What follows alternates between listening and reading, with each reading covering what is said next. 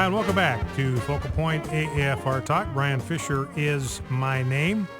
I want to compare just for a moment what Obama's doing and what President Nixon did back in the day. You are aware President Nixon was actually, well, he wasn't impeached. He was nearly impeached. If he hadn't resigned, he would have been impeached, and he probably would have been convicted and removed from office. That's why he had to resign in disgrace.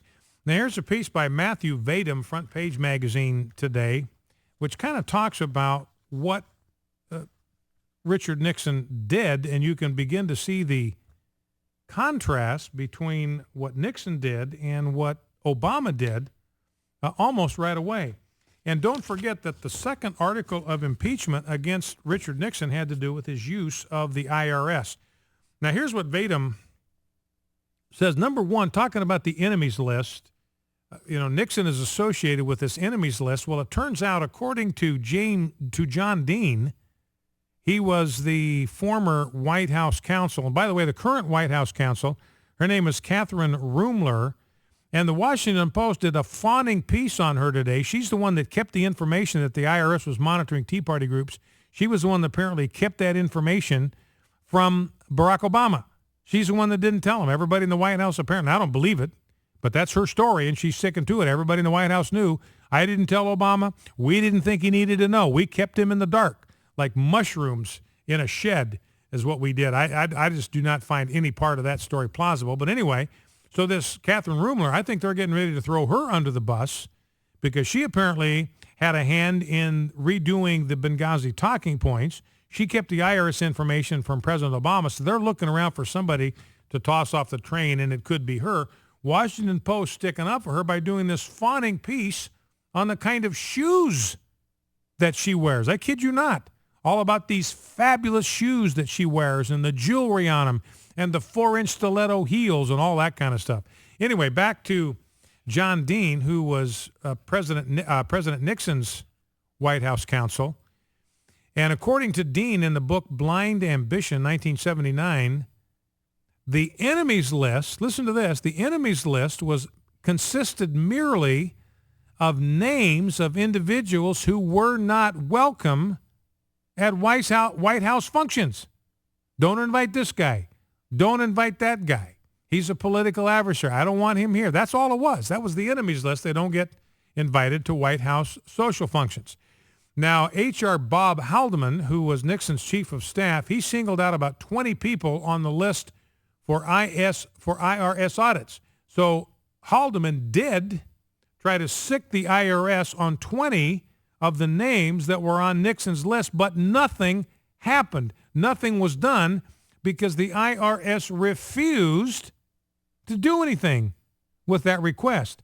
Now, there's a law that goes all the way back to 1910. This is weird. I didn't know this until reading this piece by Matthew Vadum.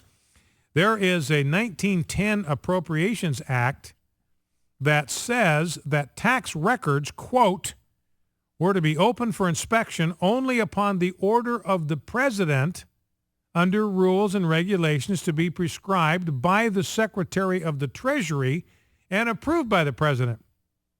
In other words, since 1910, any president that wanted to go snooping in tax records, IRS records, could do it. It's a congressional law that they could do it. So obviously a lot of room for a mischief there. But again, the second article of impeachment against Nixon was using the IRS, using confidential information for purposes not authorized by law, and causing income tax audits to be done in a discriminatory manner, going after some but not others. Now, you think about that for a minute. This is exactly what's happened with Obama. I mean, this is part of the articles of impeachment, but we know that confidential IRS information about Mitt Romney's tax returns apparently leaked to Harry Reid. We know that tax audits were done on 15 of Mitt Romney's major donors. We know that either tax audits or obstruction was done to close to over 471 conservative groups, including the Billy Graham Evangelistic Organization, including James Dobson, Family Talk. That's how the IRS was being used today. Now, let me get to this. Late in September 1971, Nixon ordered White House aide John Ehrlichman to direct the IRS to look into the tax returns of all those thought to be seeking the 1972 Democratic presidential nod, including Ted Kennedy. Nominated as IRS commissioner by Nixon, Johnny Mack Walters headed the IRS from August 6, 1971 to April 30th, 1973. Nixon White House counsel John Dean gave Walters an envelope containing the names of about 200 prominent Democrats to harass. So that sounds pretty much the same. Here you got Obama going after 471 conservative groups, using the IRS to do it, to harass, to intimidate, to obstruct. Here's Nixon. H.R. Haldeman takes an envelope to the head of the IRS, got 200 names of Democratic opponents, go harass these guys. Walters, name of the IRS commissioner, refused to target the individuals.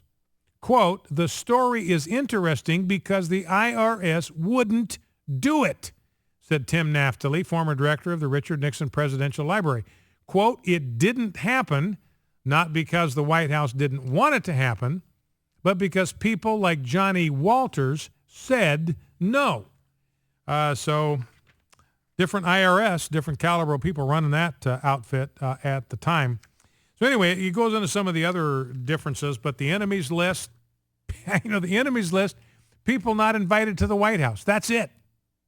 What, maybe 20 names? Yeah, 20 people. That was Nixon's enemies list, 20 people that weren't invited to White House functions. And then he sicked the IRS on about 200 Democrats, and the IRS had enough character. The guy refused to do anything with that request. Well, let's grab a couple of phone calls. 888-589-8840. Let's go to Belinda in Grapeville, Texas. Belinda, thank you for... Okay, let me grab, if we can bring Belinda here. Nothing's happening on my end here. Okay. Having a little hitch with our call screener software. So, Belinda, if you can hang on, we'll try to see if we can bring you in. I think we're getting it worked out. Yeah, I got my call screener software in pat. Okay, I think we're good to go now. Let's go to Belinda in Grapeville, Texas. Hello? Yes, Belinda, how are you? Yes, Kevin, how are you today? Good. Welcome to Focal Point. Thanks for calling and thanks for waiting. What's on your mind? First-time caller again. Great. Thank you. Thank you for calling. And I'm from Great Bend, Kansas. Oh, Great Bend, Kansas. All right. Well, we got the wrong name of the town and the wrong state. Other than that, we're batting 1,000. I apologize for that. Anyway, go right ahead. Brother, I've been reading in Deuteronomy 28. Uh-huh. And 28:20, it says, if you do evil and reject the Lord, he will bring on you disaster, confusion, and trouble in everything you do, until you are quickly and completely destroyed. Verse 25, the Lord will give you your enemy's victory over you. And I'm just wondering, Kevin, I guess, the Department of Justice, all the ammunition they're buying up, they're going to turn their guns on the American citizens. The growing number of Muslims in the U.S., the borders are left wide open, Holder defending himself. Judges throughout the country are not consistent. Obamacare, bullets again against citizens. My question is, where are our lawyers for the conservative right? Why are we not rounding them up and fighting against this regime? And who else is going to have the proper credentials to help God-fearing people defend our Constitution and Bill of Rights? Yeah. Well, and that's a good question, Belinda. And when individuals or churches or conservative organizations come under attack, we've got good legal defense organizations like the Alliance Defending Freedom, ADF, or the ACLJ, Liberty Counsel, our good friends Matt Staver, Matt Barber down there, Liberty Counsel. We got Kelly Shackelford, Liberty Institute in Texas. Now, they will come. In fact, Jay Sekulow, the ACLJ, they are going to court on behalf of 17 of the Tea Party groups that were harassed by the IRS. So they're taking the IRS to court. Those guys are going to have to answer in court for what they did to these Tea Party groups. We're in deep. Things are happening so fast, and they're getting out of our hands. And I guess again, my question is, why can't we form for the right, the religious coalition, lawyers that can come on your program and 800 numbers. I'm not computer savvy. even in this day, huh? But that can come on the air with 800 numbers that we can call and form groups in our own little communities. Mm-hmm. And we've got to do something. We all know it, and we talk about it. Mm-hmm. But well, and like I say, Belinda, these groups are out there, and they do come to the aids of schools, for instance, that are dealing with religious expression issues in their student bodies. We've got this florist up in the Seattle area. I don't know if you followed that story, where she had a homosexual customer. He'd been coming into her shop for 9 years. Very cordial relationship. She freely sold arrangements to him. She didn't discriminate against him in business dealings whatsoever. Then he comes in and says, I want you to do a floral arrangement for my wedding. I'm a homosexual. I'm going to do a gay wedding, which is now legal in Washington.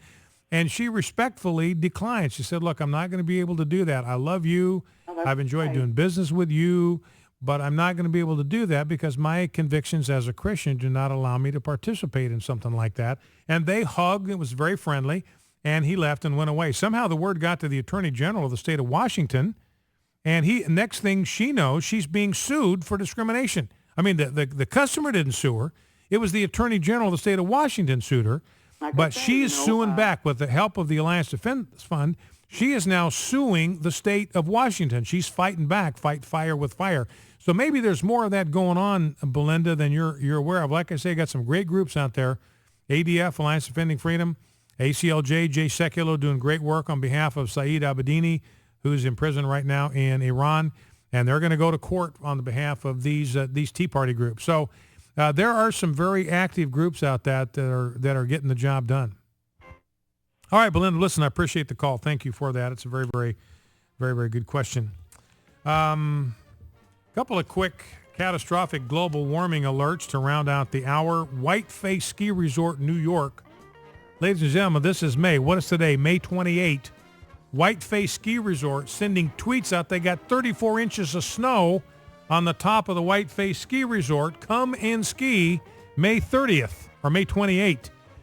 From my home state of Idaho, big crop there, sugar beet. They're having a huge problem with sub-zero April temperatures. Catastrophic global warming. They're having to replant all of their sugar beet crops. Focal Point AFR Talk, back in 2. Stay with us.